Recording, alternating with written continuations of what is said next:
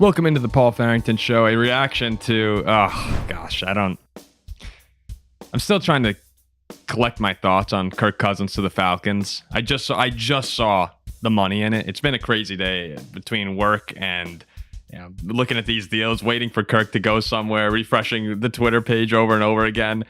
I just saw the numbers, 4 years, 180 million, and that's just an insane amount of money.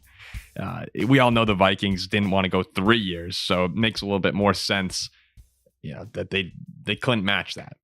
Frankly, you can't go. In my opinion, I really like Kirk Cousins. I love Kirk. He seriously might be on my Mount Rushmore of favorite Vikings players ever. I wish him the best in Atlanta, but I've said on this show a few times now, when you think about what is best for the Minnesota Vikings, what's the best thing for them to get the Super Bowl, to get to the Super Bowl and win? Was it having Kirk Cousins on the team or not? And when you really boil it down, I think there's a better chance that we go out there and find our guy over the next two years, hopefully, and build around a new franchise quarterback than give all this money to Kirk, who I think is really good. Again, I don't want to make it sound like I'm not a believer in Kirk Cousins' abilities. He was an MVP caliber quarterback last year. But when you break it down, coming off an Achilles, which I do think he'll be able to come back from, given the way he plays, how precise, accurate he is as a thrower. He's never been a mover in the pocket. He gets crushed. That's just going to happen. But still, you have to note he's coming off an Achilles injury. I can't give him a 4-year, $180 million deal.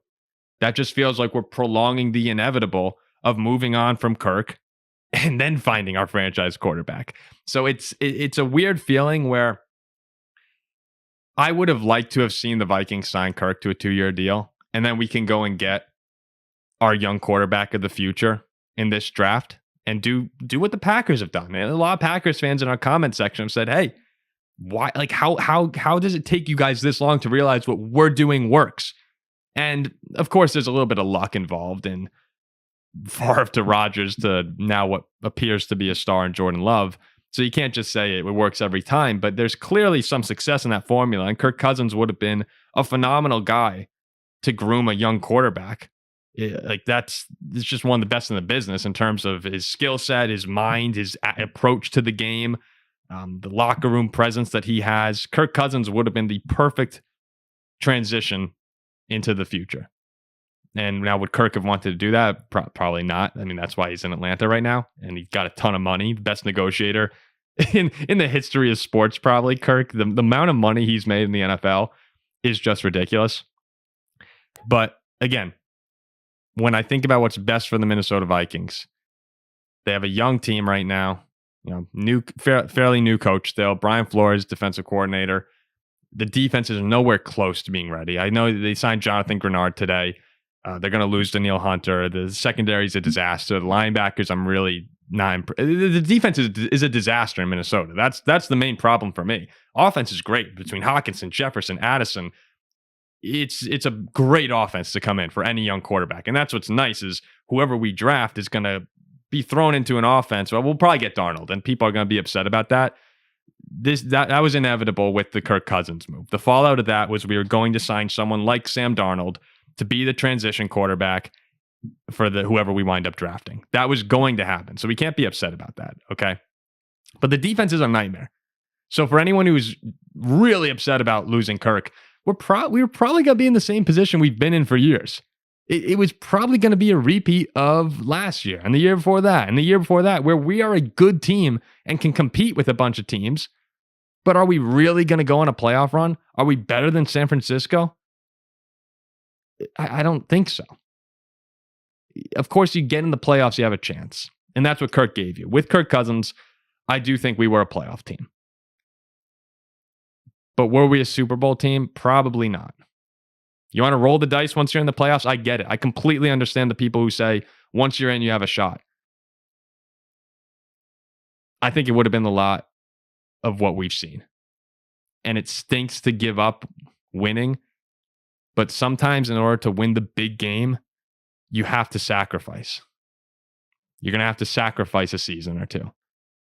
It happens. It's part of rebuilding. It was eventually going to happen. If in 3 years, let's say we sign Kirk to this deal, and in 3 or 4 years, we don't win, Now we have a 28, 29-year-old Justin Jefferson. And we have an older Jordan Addison. TJ Hawkinson's older. Darisaw, O'Neal, the line is older. Now we're in a worse position to rebuild. Right now we have a young core and we can build in the draft. What's going to happen, what I believe happened, is that Kwesi told Kevin O'Connell, we can't match what Atlanta gave to Kirk. We just can't do it. But you pick your guy, we're going to go get him. And that's exciting. That's exciting to me. It's fine to be disappointed that we're losing a quarterback that I think was playing top 10 level quarterback play in the NFL before he got hurt. But it's exciting to go after a young quarterback and see what happens. Do you trust O'Connell? Do you trust Kwesi? I don't. I'm a little shaky on Kwesi, but I'm going to believe in their process. And I think O'Connell has his eyes on one of these guys. Could be, I think it's McCarthy or Jayden Daniels personally. I'm not sold on either of them. But if O'Connell sees something and thinks that they could be good for his offense, I'm going to get behind it. And I'm not going to get too upset for letting go Kirk, who again is coming off an injury, who again is getting paid a ton of money, and who again never really won anything here. He may have, if he came back, maybe we go on an NFC Championship game run. We were playing great football when he went down. Really good football. If we're playing at that level, we very well might go on a Super Bowl-esque run. But given what we saw over the course of 5-6 years, it's probably going to be much of the same. So I'm fine. I'm fine with starting over, getting the quarterback on a young deal, or getting a young quarterback on the cheap deal, and try and build up the defense. The defense needs to be good. Can't roll out what we've had the past few years. I know last year we made a big improvement, but still at the end of the year, disaster. That's my thoughts on Kirk.